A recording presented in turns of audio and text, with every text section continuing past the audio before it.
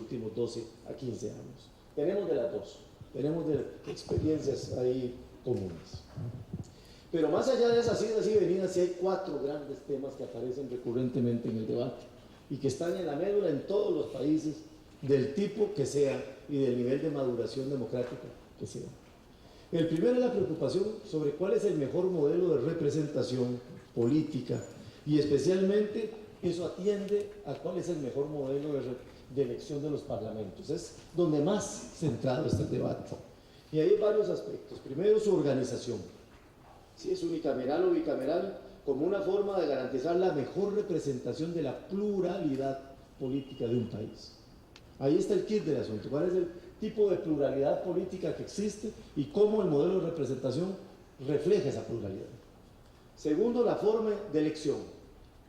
¿Se mantiene el monopolio de los partidos o lo rompemos? Es decir, volvemos a las listas cerradas o establecemos las candidaturas independientes. O por otro lado, tenemos listas abiertas o cerradas, tenemos voto preferencial o no, etc. El kit del asunto es cómo construimos una relación más cercana entre representante y representado, y a partir de eso pues escogemos el sistema electoral que mejor se adapte. Tercero, ¿cuál es el tamaño de los distritos o circunscripciones electorales? Esto es central. ¿Requerimos distritos uninominales? ¿O requerimos distritos plurinominales moderados? ¿O requerimos listados nacionales integrados? ¿Verdad? ¿Cuál es el tamaño de las circunscripciones? Es esencial. Y por el tamaño de las circunscripciones también pasa, y es el último elemento, bueno, cómo resolvemos el problema de la proporcionalidad en la representación del territorio, para que no haya distritos sobre representados y otros muy castigados en términos de la representación en los parlamentos. Y si quieren le agregamos otro punto, que no olviden, cómo mejoramos la inclusión, la representación de los grupos que tienen menores capacidades de acceso a cargos de poder. Entiéndase, normalmente las mujeres, pero también otros tipos de grupos como los jóvenes, los indígenas en algunos de nuestros países, etc. El segundo tema recurrente, para avanzar rápidamente, es la preocupación por la institucionalidad y funcionamiento de los sistemas de partidos, y ustedes lo acaban de tocar acá. Y hay 3 temas recurrentes en el debate latinoamericano. El primero es cómo conciliamos democracia interna con cohesión partidaria. Porque mucho de lo que hemos hecho en materia de apertura y democratización de los partidos ha terminado significando para los partidos división, fragmentación y pérdida de cohesión. Entonces tenemos que manejar esa tensión entre cómo abrimos a una mayor participación en los partidos, en los procesos selectivos, por ejemplo, pero a la vez sin que eso signifique que nuestros partidos se quiebren cada vez que hay una primaria o cada vez que hay una competencia interna por un cargo. Porque el costo de los procesos de democratización empíricamente verificable en América Latina ha sido tristemente la pérdida de cohesión y efectividad de los partidos. Segundo, cómo generamos equidad y competitividad en los regímenes de partidos. Y el gran instrumento de la competitividad que lo plantean ustedes es el régimen de financiamiento. Y aquí el kit del asunto, la pregunta clave es cómo generamos un régimen de financiamiento que nos ayude a que los partidos actúen como instituciones independientes, autónomas. El tema es la autonomía de los partidos, de los grupos de poder, de los viejos grupos de poder y de los nuevos grupos de poder. Y de los viejos grupos de poder pueden ser lícitos y los nuevos grupos de poder también pueden ser ilícitos, porque la gran amenaza contemporánea es la penetración de los dineros de la criminalidad organizada transnacional o de los grupos criminales nacionales que se están expandiendo en toda la región. Y el tercer tema, dentro del asunto de los partidos, que es muy doloroso para los partidos, y he escuchado que el debate aquí es candente, es cuánto control resiste o con cuánto control pueden vivir los partidos. Y aquí hay una fórmula que en América Latina es dura, pero es real. No se vale más plata pública sin control. Entonces, entre más plata queramos, los partidos tendrán que aceptar someterse a más control. Pero también está el debate de cuánto control es efectivo, que es el debate que hay en México. El sistema más complejo de control y fiscalización, que es el mexicano, no ha conseguido erradicar las prácticas e ilícitos propios del financiamiento ilegal, por ejemplo, las campañas. Entonces es cómo manejamos herramientas de control, pero también cómo generamos prácticas de transparencia para cualificar la decisión del ciudadano. Que el ciudadano diga, bueno, si yo quiero votar por un diputado que se financió ilegalmente, sabe que lo hace, pero lo hace con información. Ese diputado se financió ilegalmente y aún así yo quiero votar por él. O sea, se cualifica la decisión del ciudadano. No hay modelo completamente perfecto, pero ahí está el debate. El tercer tema recurrente es la preocupación por la efectividad de las organizaciones electorales y de los procedimientos electorales. Ahí es donde más hemos avanzado en América Latina, y en donde América Latina además es el modelo que todo el resto del mundo ha estado copiando en cuanto a la efectividad de los procesos, de los procedimientos electorales. Y aquí los temas son los mismos: modelos unicamerales o bicamerales o tricamerales, como el de Perú, de organizaciones electorales, el carácter político o independiente, es decir, partidario o no partidario, de la integración de los órganos electorales. Y aquí el tema de fondo es si el árbitro queremos que sea profesional o no, si queremos que el árbitro sea equidistante o no, o si la forma en que queremos estructurar el órgano electoral se basa en la desconfianza, pues lo integramos con representantes de todos los partidos. Y si creemos que no debemos de estar metidos en eso, porque los partidos tienen la labor de competir, bueno, pues traemos un árbitro que no pertenezca a ninguno y le dotamos de un marco regulatorio y de capacidades sancionatorias para que nos pueda sacar tarjeta amarilla, roja o de cualquier otro color cuando nos portemos mal. Y el cuarto elemento grande temático es la preocupación por cómo prevenimos la conflictividad electoral, cómo desactivamos la conflictividad electoral. Y la conflictividad electoral está asociada fundamentalmente con dos cosas: con las impugnaciones de los procesos electorales y de la forma de funcionamiento de los partidos, y segundo, con el hecho de que se cometan o no ilícitos, especialmente en materia de financiamiento. Entonces, todo lo que tiene que ver con crear un sistema de justicia electoral, un contencioso electoral, no sé, hay N cantidad de términos en los distintos regímenes normativos latinoamericanos en esa materia. Aquí el asunto es cómo conseguimos crear un sistema que desactive, prevenga, y que en caso de que no lo pueda prevenir, resuelva de manera normativa y dentro de causas institucionales los conflictos que son inherentes a las competencias en los procesos electorales. Ese es el menú. Y cada país escoge a la carta, y aquí viene mi tercera reflexión y cierre. A final de cuentas, el tema es, y creo que algunos de ustedes lo tocaban, y es el espíritu de esta mesa que ha convocado el congresista, es que todo debate sobre la reforma electoral es necesariamente multipartidario. Pero es necesariamente, obligatoriamente multipartidario. Pero hay dos maneras de hacerlo. Voy a decir un ejemplo. Puede ser con calculador en mano o puede ser con un proceso real de construcción de consensos. Con calculador en mano significa que yo, partido X, digo, yo tengo tantos votos y me sumo con este otro, tengo esto, y con este otro, y amarro la reforma a conveniencia de esos partidos.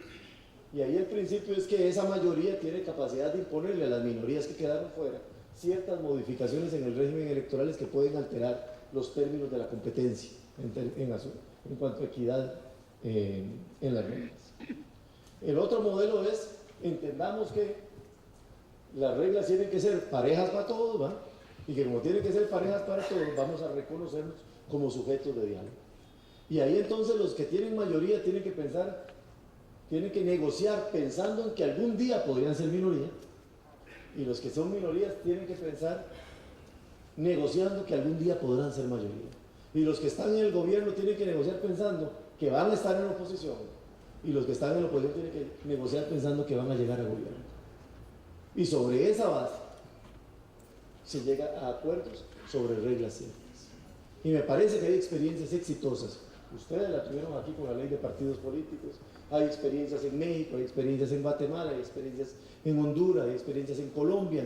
La experiencia de la negociación de la constituyente del 91 fue realmente apasionante en ese modelo de tratar de poner un poco a todos de acuerdo, incluyendo a los desmovilizados del M19, etcétera. Entonces, hay mucho menú para que podamos tener insumos, no solo sobre contenidos, sino sobre método. El asunto es decisión política, determinación y, como bien decían ustedes, valentía. Entonces los felicito por la valentía que tienen para ir adelante en este proceso. Muchas gracias.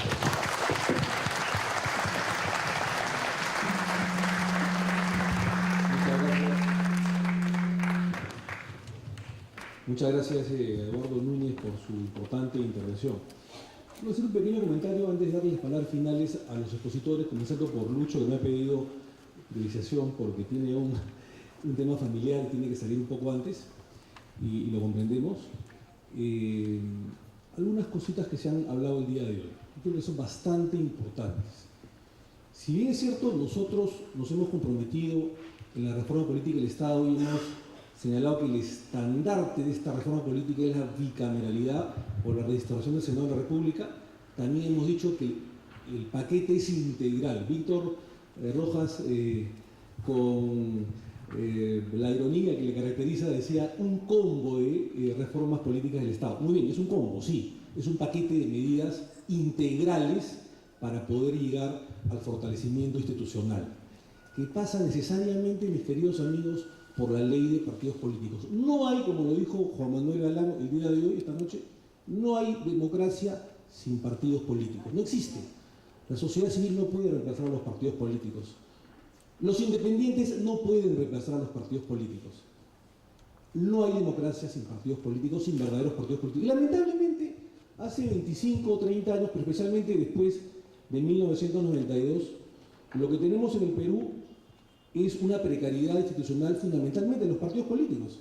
No existen partidos políticos serios, hay dos o tres, los históricos, se va a molestar mucho ahora, porque he dicho que existen pocos partidos políticos, pero la verdad no existen, ¿no es cierto? Lo que existe es un club de amigos, ¿no es cierto? Clubes de amigos que se juntan faltando 4 o 5 meses para una elección, compran el kit electoral y postulan a un determinado cargo, fundamentalmente congresal. ¿Eso es democracia? No, eso no es democracia. Eso es vilipendiar el sistema democrático en el Perú. Lamentablemente eso se ha venido dando y se ha venido reforzando ese vilipendio con el voto preferencial, que hay que eliminarlo, pues, ¿no es cierto? Y la reforma de la ley de partidos políticos que hemos aprobado el año pasado en la Comisión de Constitución y que ya comenzó a debatirse en el Pleno y que espero que antes del 15 de junio o finales de junio, que acaba la legislatura, se apruebe finalmente. Y dentro de ese paquete está el financiamiento público estatal a los partidos políticos.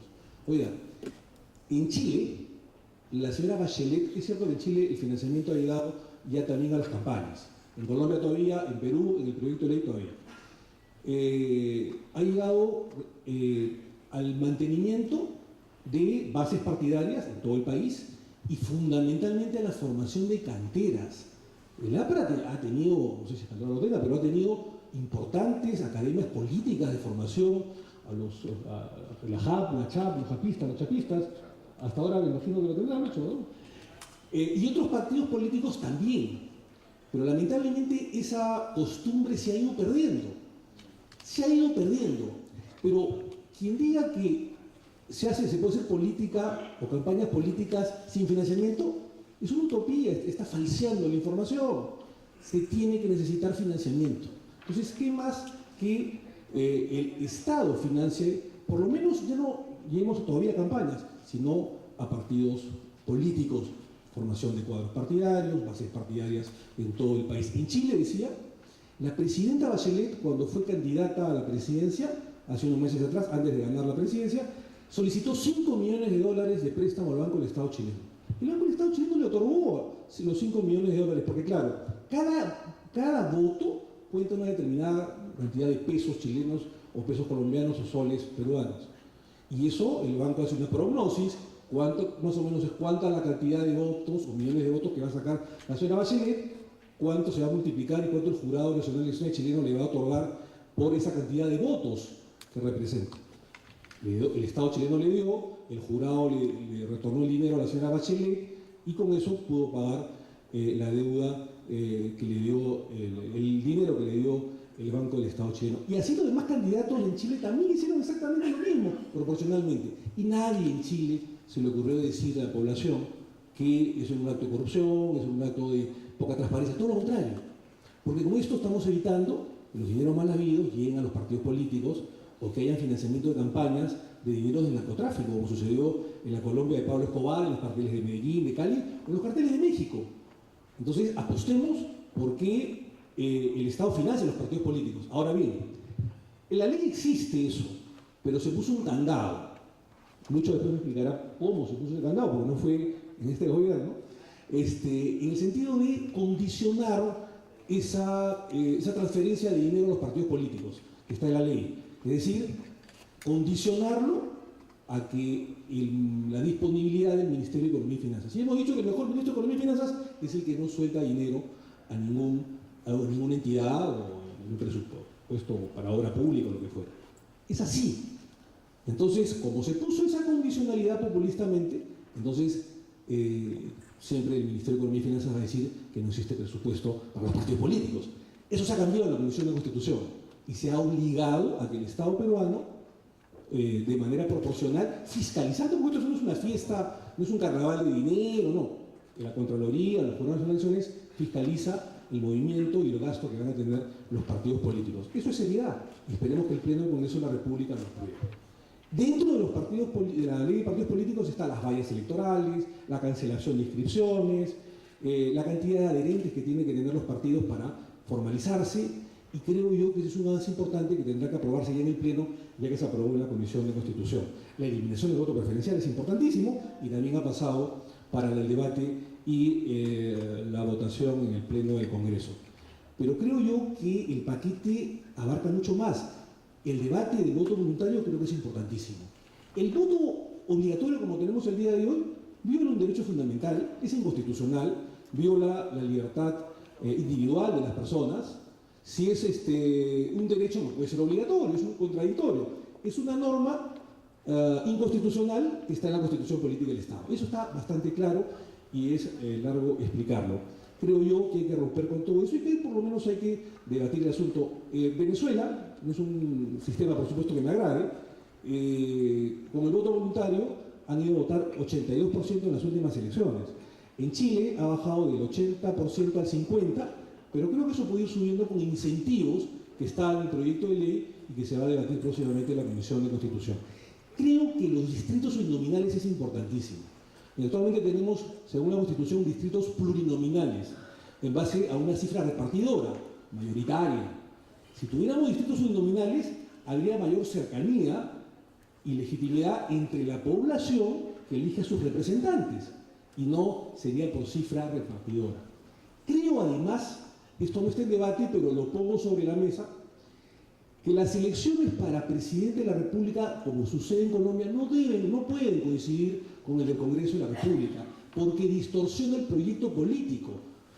En el Perú, lamentablemente, hemos tenido la historia que las elecciones para presidente coinciden el mismo día con el del Congreso. Entonces, hay campañas, 135 de 135 o 130 representantes al Congreso, más la del presidente de la República.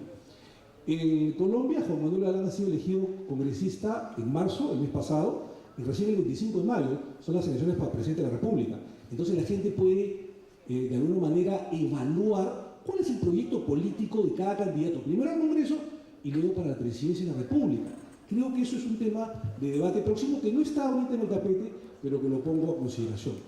Otro de los males endémicos que tiene el país es el caudillaje. No quiero señalar nombres, pero es evidente que los que han sido presidentes de la República anteriormente quieren volver a ser presidente de la República siempre.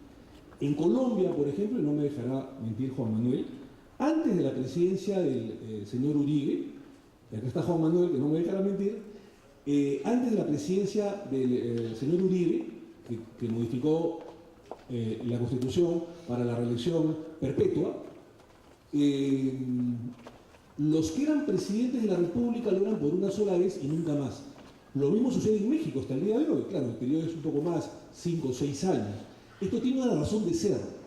Que el presidente de la República lo es por una sola vez, vuelve a su partido como una especie de pope y hace docencia política dentro de su partido político y no taponea a los nuevos cuadros partidarios que pueden ser candidatos a la presidencia de la República. Entonces nadie tiene un destino mesiánico, nadie.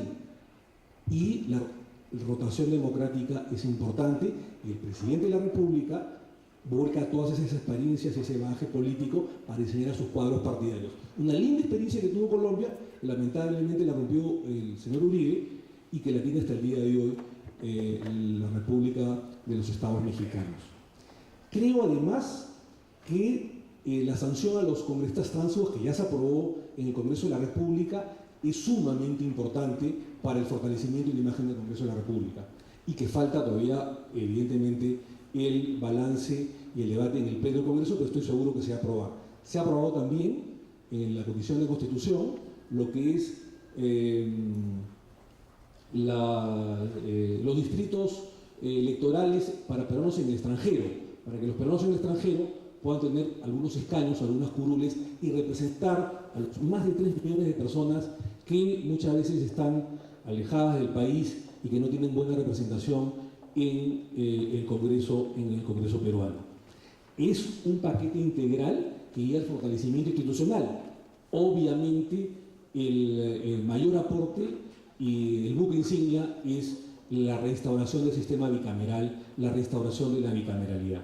Y acá lo resumo rápidamente. Tenemos un problema de representación.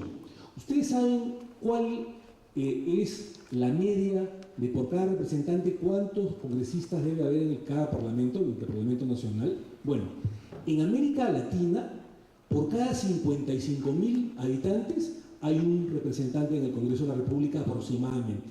Es lo mismo.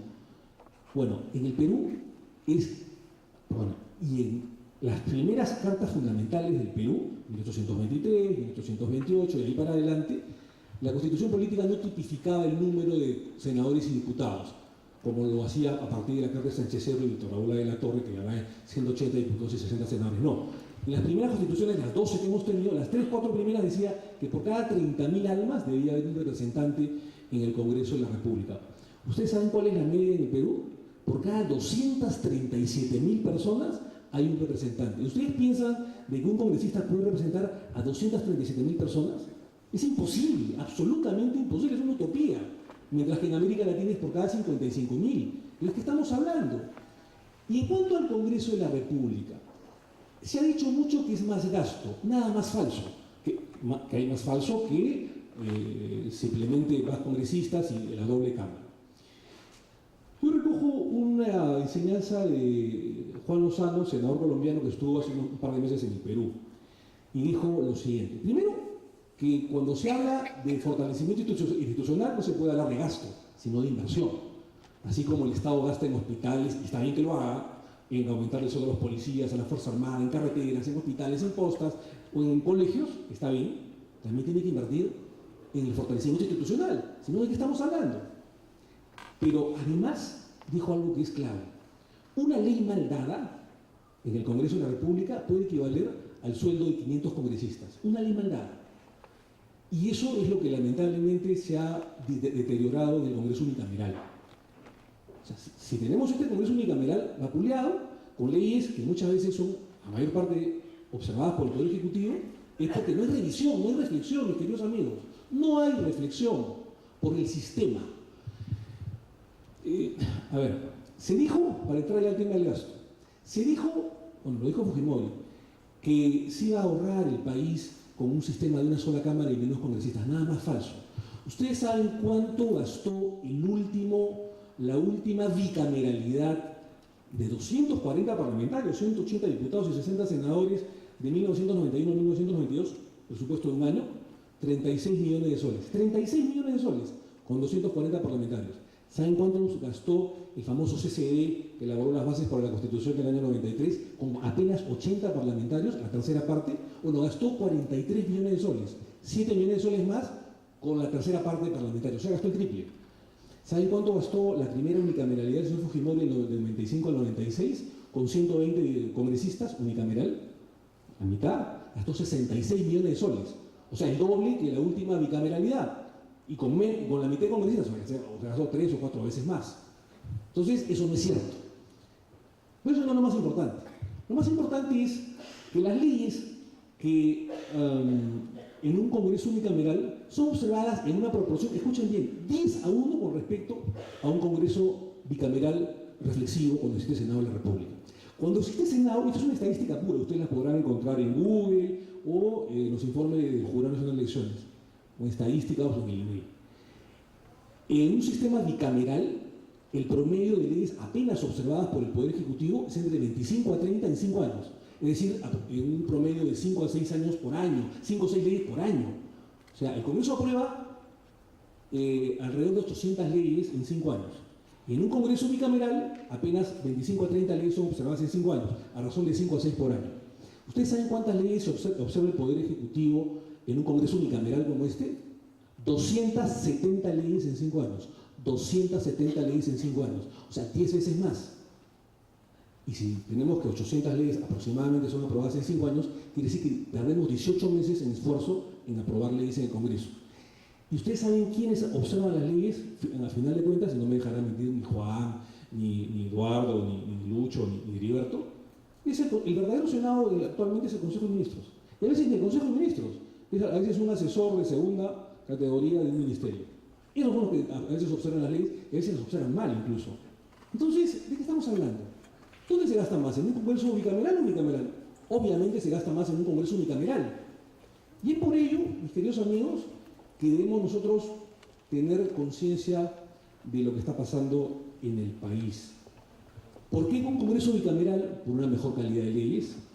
Porque lo que se ha aprobado en la Comisión de Constitución, a diferencia de otras bicameralidades, es un sistema mixto imperfecto. Es decir, antes habían cámaras mellizas, cámaras gemelas que tenían la misma función.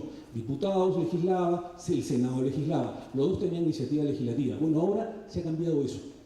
Para que haya mayor rapidez y mayor eficiencia, a diferencia de antaño, este sistema bicameral que se ha aprobado en este proyecto de ley habla que el Senado solamente va a tener una función revisora, no va a tener una función de iniciativa legislativa, a diferencia de la Cámara de Diputados. Lo que dice es que la Cámara de Diputados tiene iniciativa legislativa, control político y fiscalización. Y el Senado solamente se dedica a revisar, reflexivo, pero además a nombrar a las altas autoridades del Estado. ¿Como quiénes? Como el defensor del pueblo. ¿Como quiénes? Como los miembros del Tribunal Constitucional. ¿Como quiénes? Como los embajadores, a propuesta del presidente de la República, como era antes, y otras autoridades como miembros del BCR, entre otros. Si no, hasta el día de hoy, no ha habido recambio en los miembros del Tribunal Constitucional, no ha habido recambio en la Defensoría del Pueblo, y nos hemos demorado incluso muchos años en nombrar a los miembros del BCR, es porque no es el Senado de la República. Porque mientras la Cámara de Diputados es una Cámara eminentemente política, y está bien que la sea, de control político y política eminentemente apasionada, la Cámara de Senadores es menos política, más académica, más reflexiva, que se dedica a revisar las leyes que han sido aprobadas en la Cámara de Diputados. Eso es importante y creo que además de las acusaciones constitucionales y de las altas designaciones de los altos funcionarios del Estado. Quiero terminar diciendo de que tenemos ejemplos paradigmáticos de las bondades de la bicameralidad. Yo sé que Lucho me va a matar con este ejemplo, pero creo que es bueno ponerlo. Sin ningún tipo de críticas, digamos, a anteriores gobiernos, simplemente diciendo lo que pasó. En 1987, un joven presidente, el presidente de la universidad, cual yo tengo un aprecio intelectual, no tengo absolutamente nada contra él, más allá de las discrepancias políticas que puedan haber, 28 de julio de 1987, él presentó un proyecto de ley sobre estatización de la banca. Y después él tuvo la hidalguía de reconocer que fue un proyecto producto de su juventud, desastroso, que generaba pánico financiero. Yo le pregunto a Lucho, que parece que era diputado en esa época, que en cuántos días se aprobó el proyecto de estatización de la banca en la Cámara de Diputados. En 3 o 4 días, entre gallos y medianoche. Quien para ese desastroso proyecto de estatización de la banca es el Senado de la República. ¿Por qué? Porque cuando existen dos cámaras, como existen dos instancias en el Poder Judicial, Corte Superior y Corte Suprema, que es el filtro, lo que hace es que le da tiempo a la opinión pública, a los medios de comunicación, al público, a los especialistas, a poder opinar y a poder, de alguna manera, decirle al Congreso de la República, oye, te has equivocado. Senado corrige. Eso es lo que hace, y eso es lo que hizo con el proyecto de estatización de la banca, que felizmente fue detenido en el Senado de la República. ¿Quiénes estaban en el Senado de la República? Dicho sea de paso, voy a decir algunos nombres, y me quito el sombrero. 1985 al año 2000. Luis Alberto Sánchez, Armando Villanueva, Javier Vallarriesta, Javier Cibarruete, Jorge Torres, Ramiro Prialé, Carlos Enrique Melgar, Guillermo Larco Cos, Humberto Carranza Piedra, gente además que de la célula parlamentaria aprista. Pues también está Manuel Ulloa Elías de otro partido, Sandro Mariatti, Gastón Acurio, Javier Díaz Orihuela, Javier Descanseco, Jorge del Prado, Enrique Bernales, Gustavo Momi, Felipe Osterling, Andrés Tausen Escurra, Enrique Chirino Soto, Mario Pular Ugarteche, Roger Cáceres Velázquez, esa gente de primer nivel. Gente de primer nivel. Entonces, claro, cuando el presidente de la República veía, volteaba y veía a esos eximios senadores, no le voy a decir que daba miedo, pero emitía respeto al Poder Ejecutivo. ¿Por qué en 1992 se elimina el Senado de la República? ¿Por qué cosa creen ustedes? Porque las unicameralidades, mis queridos amigos, y ahora sí quiero terminar, las unicameralidades están dadas en dos tipos de sistema. Uno, en la cual hay una fiebre política, un quiebre político, donde existen gobiernos autoritarios. ¿Saben ustedes qué países tienen unicameralidad en Sudamérica? 3. Perú, Venezuela y Ecuador. Me eximo de mayores comentarios. O cuando hay muy poca cantidad de habitantes en un país, el país es muy pequeño, puede ser muy democrático, pero es muy pequeño, como en Centroamérica, como en Israel, que tiene 4 o 5 millones de habitantes. Entonces, ahí se justifica la unicameralidad. Pero con un país con 30 millones de personas, con una serie de problemas, ¿se justificaría la unicameralidad? Por supuesto que no.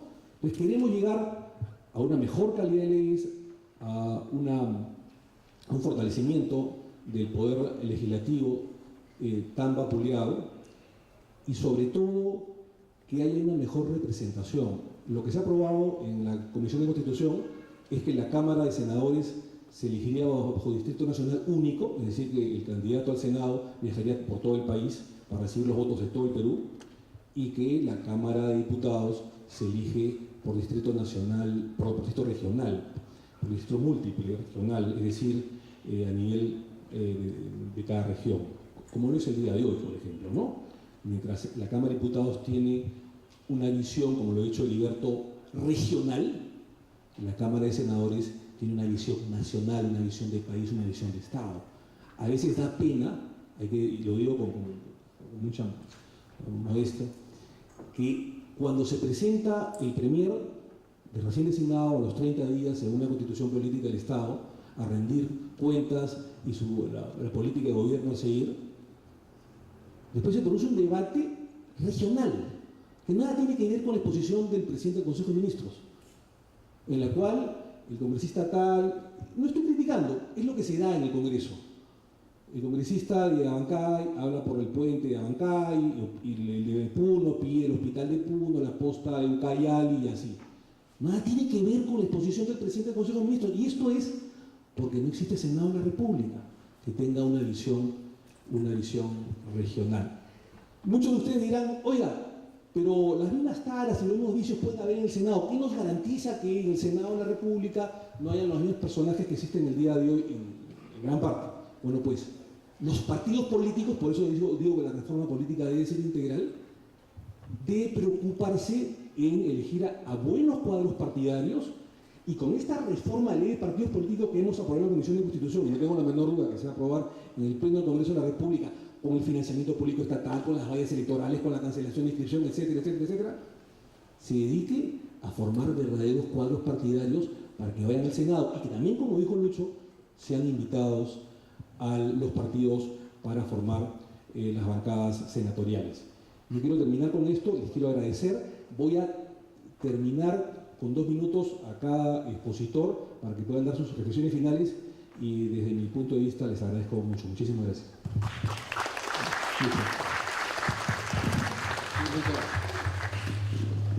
Muchas gracias.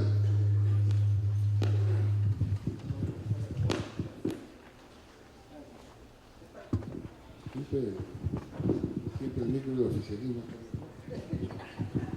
Bueno, yo solamente quiero terminar reiterando el reconocimiento a este esfuerzo de concertación y de diálogo de Omar, que realmente lo valoramos, porque tiene la virtud de la serenidad, la ecuanimidad política, de saber convocar y entender que siempre hay vías para concertar y que hay que buscarlas. Es muy complicado, muy difícil, hay que buscarlas, como Colombia está buscando la paz, ¿no? Es un esfuerzo notable, a veces llevando la cruz sobre sus hombros que después de tantas desgracias y de tantas frustraciones, y naturalmente los peruanos le deseamos el mayor de los éxitos en el logro de ese objetivo, pero yo estoy seguro, por ejemplo, senador, que ese sería el mejor, el mayor homenaje a su padre. Yo le agradezco mucho, yo le agradezco mucho, ¿no?, este diálogo, y deseo el uso de la palabra de Heriberto. Muchas gracias, Lucho. Le damos las gracias, yo sé que estás con un tema familiar.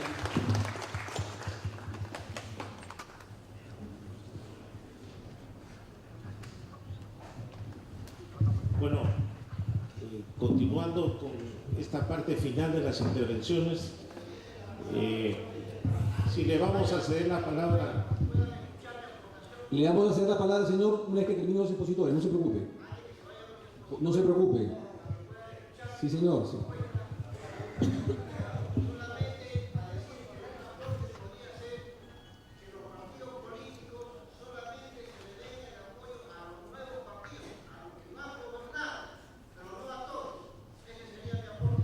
Muchas gracias, señor. Bueno,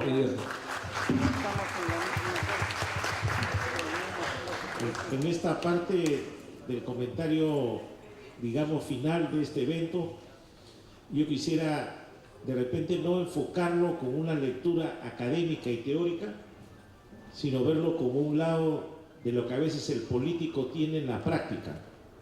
Por ejemplo, la agenda política debería hacerla e imponerla el poder político.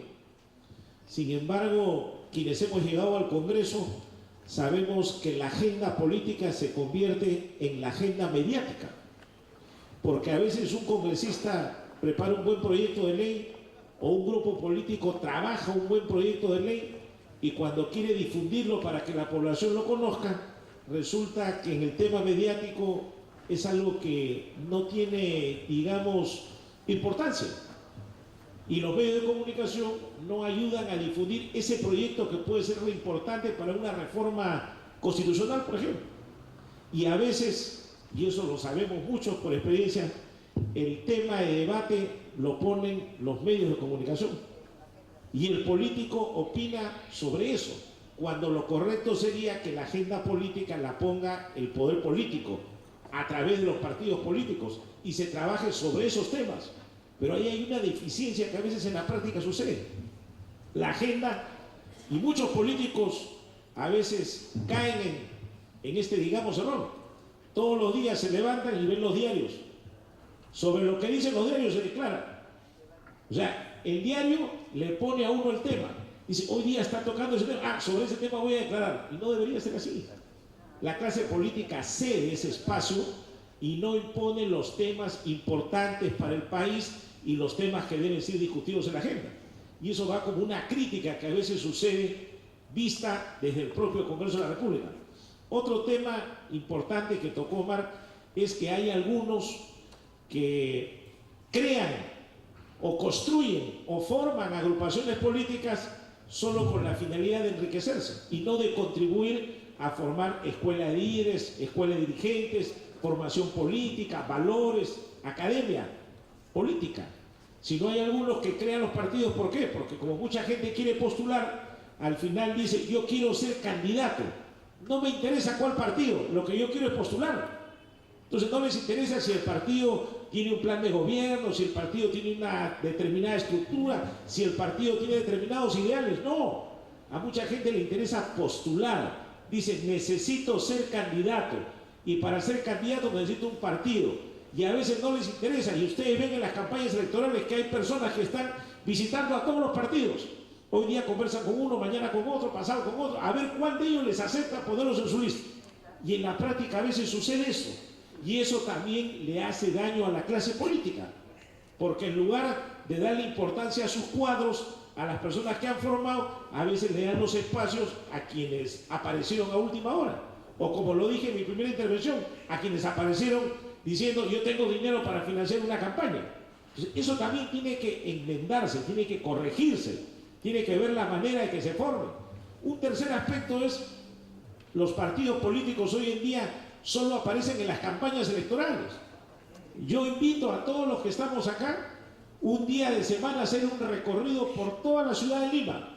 ¿Cuántos partidos tienen sus locales abiertos y funcionando? ¿Serán 1 o 2? No hay más. Los demás partidos solo aparecen para la campaña y eso se ha visto a través de la fiscalización que ha hecho los órganos electorales. Se ve un letrero de un partido político en un restaurante, en un taller de mecánica. Antes había hasta en un circo que está en la Plaza Grau. Era un partido político, usted entraba y era la carpa de un circo. ¿Y qué decían? No, es que no interesa si el partido funciona, hay que dar un domicilio. Y daban el domicilio en cualquier lugar. Entonces la gente decía, ¿y por qué el partido político es así? Esas son las cosas que también deben verse y deben mejorarse para construir la imagen del partido político y que el ciudadano se acerque al partido, busque hacer política, se capacite en política, trabaje en política para que después pueda lograr un espacio, pueda ser autoridad y pueda desarrollar su función. Esa sería mi segunda opinión que puedo hacer respecto a este tema, buscando que también no solo se vea la parte teórica, sino también la práctica, que es la que vive el ciudadano, que es la que sufre y es la que también debemos mejorar. Muchas gracias. Gracias, Gilberto. Siguiendo con la parte final del conversatorio, damos la palabra a Juan Cheputo. Gracias, Omar. Bueno, agradecer la oportunidad de plantear unos puntos de vista en esta reunión y recalcar en lo siguiente. El Perú cumple 200 años en el 2021.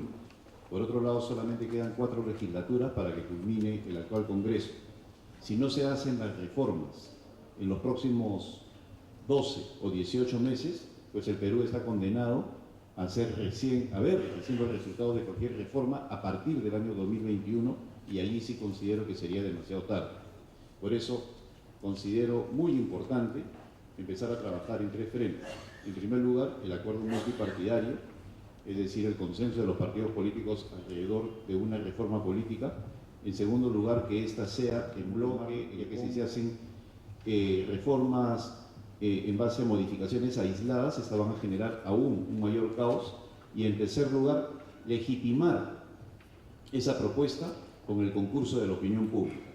Si la opinión pública no apoya los propósitos de reforma, va a ser muy difícil que estos se transformen en votos. Muchas gracias. Finalmente, le damos brevemente la palabra agradeciéndole a Eduardo Núñez. Un aplauso para él. Tal vez solo una reflexión muy puntual. Miren, la reforma política y electoral tiene la responsabilidad de producir un modelo de representación y de gobierno efectivo. Esa es entonces la base esencial para que esas instituciones y esos gobiernos tengan capacidad de responderle al ciudadano en relación con sus prioridades fundamentales. Quiero decirlo de otra manera. Miren, América Latina está llena de acuerdos. Hemos firmado N cantidad de acuerdos para políticas de educación, para políticas de salud, erradicación de pobreza, seguridad, etc. Y todos los acuerdos son buenos, pero cuesta mucho que se implementen, porque todos parten de una premisa que no está garantizada. Y es que hay un aparato institucional y de gobierno con suficiente músculo para implementar. La responsabilidad de la reforma política y de los dirigentes políticos es producir el modelo de Estado que permita generar políticas de largo plazo que transformen las realidades concretas de las personas. Pero sin reforma política y electoral no va a ser posible. Con el Estado que tenemos hoy, perdónenme para decirlo de manera clara, no damos. O reconstruimos la estatalidad o el destino de la democracia es su fractura y paulatino debilitamiento. Gracias.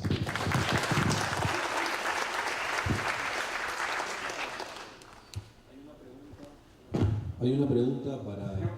Sí, pero un segundito, vamos a continuar con usted, no se preocupe. Hay una pregunta para el senador Galán, en la cual le señalan lo siguiente. Dicen, hay partidos que construyen sus estatutos como si fuera propiedad privada.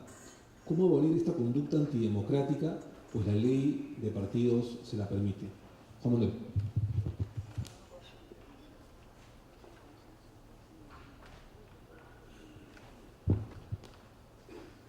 Tengo acá también otra pregunta, yo creo que valdría la pena sumar las dos preguntas. Dice, en el Perú los partidos políticos se han constituido en base al caudillaje e imposición de sus enfoques, lo que ha traído como consecuencia el debilitamiento del fortalecimiento institucional de ellos. ¿Qué otros procedimientos democráticos conoce usted donde se practique la legitimidad desde su fundación y qué propuestas nos puede sugerir? Postdata, una pregunta con postdata. Cuando se reclama democracia interna a su fundador nos contesta, 2 puntos. Si quieres hacer lo que tú quieres, funda tu partido.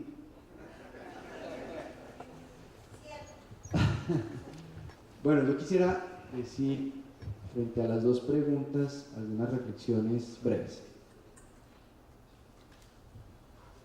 Yo creo que es importante tomar una decisión y aquí los miembros de la mesa de debate lo han mencionado. Ponernos de acuerdo sobre qué tipo de democracia queremos construir. Si queremos construir una democracia orgánica, es decir, con base a partidos políticos fuertes, o si queremos de alguna manera desdibujar los partidos políticos. ¿Queremos un sistema de partidos máquina? ¿O queremos un sistema de partidos que de alguna manera tengan un contenido más ideológico, más programático y tengan una vocación de actuación no solamente en periodo electoral? Los partidos norteamericanos, los partidos de Estados Unidos, son esencialmente partidos máquina. El Partido Republicano y el Partido Demócrata solamente se activan en época electoral. Pero aparte de la época electoral, realmente no tienen ninguna vocación de contenido programático, de contenido ideológico. Lo que pasa es que el Congreso de los Estados Unidos sí es una institución con mucho poder. Es el poder de la billetera, lo que ellos llaman the power of the purse, que es que ni un solo dólar en el presupuesto norteamericano, en el presupuesto de Estados Unidos, se puede apropiar y gastar sin que lo autorice el Congreso de los Estados Unidos. Entonces, por eso ha habido ese famoso bloqueo del gobierno norteamericano y su funcionamiento cuando hay desacuerdo en el Congreso sobre la aprobación presupuestal y la apropiación presupuestal. Ojalá nuestros parlamentos tuvieran ese grado de capacidad institucional y de poder de control sobre el Ejecutivo, no lo tienen. Pero entonces yo creo que la tendencia cultural latinoamericana es a darle a los partidos una vocación un poco más sustancial, más de contenido ideológico, más de contenido programático. Y yo creo que en ese sentido es importante abandonar esa concepción neta de los partidos máquina. Creo que hay que buscar una combinación. Si uno se dedica solo a la máquina, pues pierde un poco el rumbo de sintonía muchas veces con los electores, la movilización de las ideas, de las propuestas. Pero si uno se dedica solamente a las ideas, pues entonces es mejor fundar una universidad. Entonces hay que combinar las dos cosas, es decir, obviamente la organización política, la estructura política, pero también darle a eso un contenido programático, ideológico. Por eso los partidos tienen que tener foros ideológicos, tienen que tener congresos ideológicos, y no solamente congresos que convoquen a los militantes para tomar decisiones de mecánica, es decir, quién es el director de los partidos, quiénes los órganos de los partidos, cómo se eligen, sino buscar combinar las dos cosas. Y en ese camino, obviamente, profundizar lo que más se pueda la democratización interna de los partidos. La manera de eliminar el voto preferente y de cerrar las listas y de unificar los partidos, me parece que es a través de un sistema de elecciones primarias internas para elaborar las listas de los partidos. Es decir, que no sea el jefe natural, entre comillas, del partido político el que tenga el poder del bolígrafo para designar quién va adelante en la lista y quién se queda en el último lugar, sino que sea la gente, los electores, los que determinen el orden de precedencia en la lista de un partido que va a someter de candidatos al Congreso de la República o a una corporación local. Y también aumentar el umbral. Yo no sé cuál es el umbral en el Perú. Nosotros hemos venido en Colombia en una política progresiva de aumentar el umbral. Estábamos en el 1%, es decir, teníamos una cantidad de movimientos políticos que presentaban listas y podían presentarse a la elección simplemente elaborando una lista y ya. Ya vamos, en la última elección parlamentaria se presentaron 9 partidos y uno perdió el umbral, quedaron 8 de 40 que teníamos antes, porque ya el umbral va en el 3%. Tenemos la meta de llegar al 5%, que entiendo es el umbral acá en Perú, que es el umbral en Alemania también, para fortalecer los partidos. Entonces, eliminando el voto preferente, desarrollando mecanismos de democracia interna, y por el otro lado también, pues haciendo esto de acrecentar, digamos, la vocación más programática, más ideológica de los partidos, de renovarlos periódicamente, creo que se puede lograr esa representatividad mayor de los partidos y que los partidos no se vuelvan propiedad privada de una rosca de dirigentes y no ocurra ese taponamiento generacional que ocurre, digamos, en general. Y para responderle la pregunta a Henning, que ya le tengo la respuesta, el Congreso colombiano tiene un presupuesto anual de 220 millones de dólares. Todo incluido. El combo incluido. Muchas gracias, muchas gracias. Para cerrar, el señor tenía una pregunta muy breve para culminar el evento. Señor, si fuera tan amable.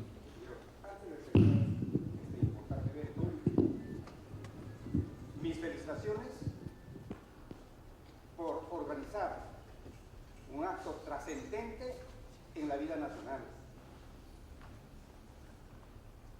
Y saludo a los miembros honorables de esta mesa. En forma especial a los distinguidos expositores que esta noche nos han ilustrado con su conocimiento y experiencia en búsqueda permanente de una mejor sociedad donde reine la paz, la justicia y la libertad. Creo que en ese camino estaremos todos los peruanos, todos los hombres y mujeres de buena fe, que queremos que nuestros países, tanto a nivel regional y mundial, cambiemos esta cultura de la corrupción por una cultura de principios y valores. Eso es lo importante en estos momentos. Señores, no quiero extenderme más, no quiero hacer ninguna pregunta, pero quiero hacer una reflexión, tomando las palabras de nuestro distinguido senador Galán. No confundir la política con la economía, no confundir un político con un empresario. Si se quiere ser político, hay que dedicarse a la política. Si se quiere ser empresario, hay que dedicarse a la empresa. Y hacer Perú y cambiar esta realidad. Y recuperar la confianza de la ciudadanía en sus instituciones. Recuperar la confianza de la ciudadanía en sus autoridades. Ese es el reto. Muchas gracias. Muchas gracias.